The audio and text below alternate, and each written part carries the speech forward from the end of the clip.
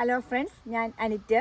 ഇതേ നമ്മുടെ dragon fruit പ്ലാന്റേഷനിൽ കളകൾ കൂടുതലായിരുന്നു. അതുകൊണ്ട് തന്നെ ഇവിടെ വീഡ് മാറ്റ് ഇട്ടുകൊണ്ടിരിക്കുവാണ്. ഇങ്ങോട്ട് നോക്കിക്കേ, ഇതേ ഇവിടെ എല്ലാം വീഡ് മാറ്റ് നമ്മൾ ഇട്ട് കഴിഞ്ഞു.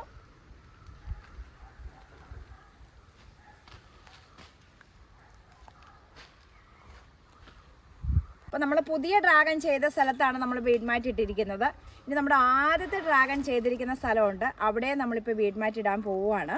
നമ്മുടെ ഈ വീഡ് മാറ്റിൻ്റെ നീളം എന്ന് പറയുന്നത് 50 മീറ്റർ നീളത്തിലാണ് നമുക്ക് കിട്ടുന്നത്. 50 മീറ്ററിൻ്റെയാണ് നമ്മൾ വാങ്ങിയിരിക്കുന്നത്. അപ്പോൾ ആദ്യമൊക്കെ മേടിച്ചപ്പോൾ 2000 രൂപയായിരുന്നു. ഇപ്പോൾ കഴിഞ്ഞ ദിവസത്തെ നമുക്ക് വാങ്ങിയപ്പോൾ 1900 രൂപയ്ക്ക്, ഏകദേശം 2000, 1900, അത് കടകളെയൊക്കെ ഡിപ്പെൻഡ് ചെയ്തിരിക്കും. ആ ഒരു റേറ്റിനാണ് നമുക്ക് കിട്ടിയത്.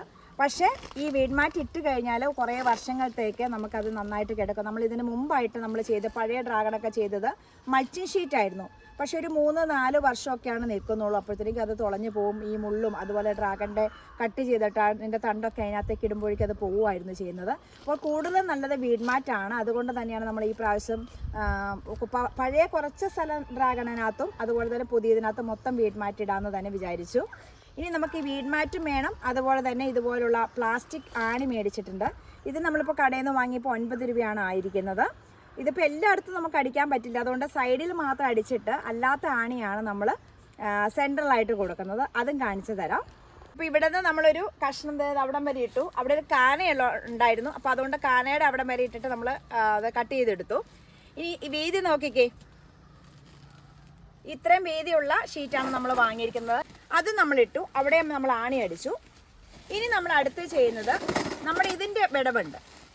ഇതുപോലെ തന്നെ ഡ്രാഗൺ ഏകദേശം ഇതുപോലെയൊക്കെ തന്നെ ചെയ്താൽ മതി.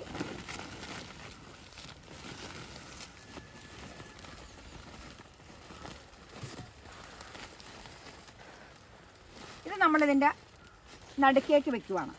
നമ്മളല്ലെങ്കിൽ നീളത്തിലിടുമ്പോൾ ഒരു പ്രശ്നം എന്ന് പറഞ്ഞാൽ ഇതിൻ്റെ ഈ ഗ്യാപ്പിലെല്ലാം വേറൊരു ഷീറ്റ് വേണം. അതുകൊണ്ടാണ് നമ്മളിങ്ങനെ കഷ്ണങ്ങൾ മുറിച്ചിട്ട് ഇതിൻ്റെ അകത്തേക്ക് വെക്കും. അപ്പോൾ ഇതിൻ്റെ അടിവശം നമുക്ക് ഒഴിവായി കിട്ടും. ഇതിൻ്റെ ഇവിടെ ഓൾറെഡി ഉണ്ടല്ലോ. 2 പേര് ഈ ജോലിക്കുണ്ടെങ്കിൽ നല്ലതായിരിക്കും. ഈ സൈഡിൽ നമ്മൾ പ്ലാസ്റ്റിക്കിൻ്റെ ആണിയാണ് അടിക്കുന്നത്. അതുകൊണ്ട് ഉളി എടുത്തിട്ട് നമ്മൾ ചുറ്റിക്കൊണ്ട് അടിച്ച് കയറ്റുക, അല്ലെങ്കിൽ നമ്മുടെ പ്ലാസ്റ്റിക്കിൻ്റെ ആണി ഒടിഞ്ഞു പോവും.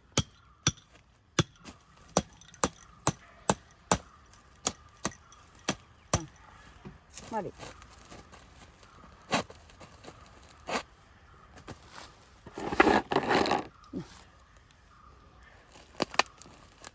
ഇപ്പം അവിടെ ഹോൾ വന്നല്ലോ, ഇനി എളുപ്പമുണ്ട്.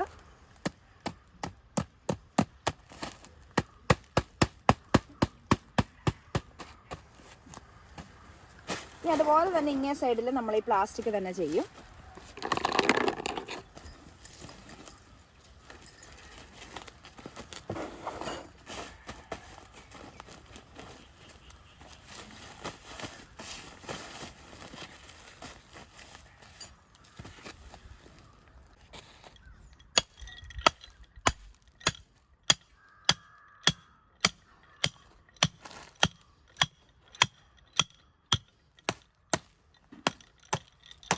ഇതിങ്ങനെ അങ്ങോട്ടും ഇങ്ങോട്ടും അടിക്കുന്ന ആ ഹോളൊന്ന് വലുതായി കിട്ടാൻ വേണ്ടിയാട്ടോ.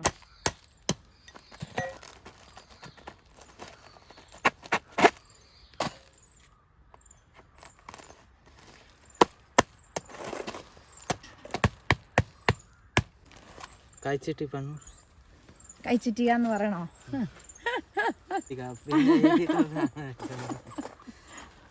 അപ്പൊ നമ്മുടെ സൈഡിൽ നടുക്കായിട്ട് അടിക്കണുണ്ടോ? സാധാരണ ആണി അടിച്ചു വെക്കും.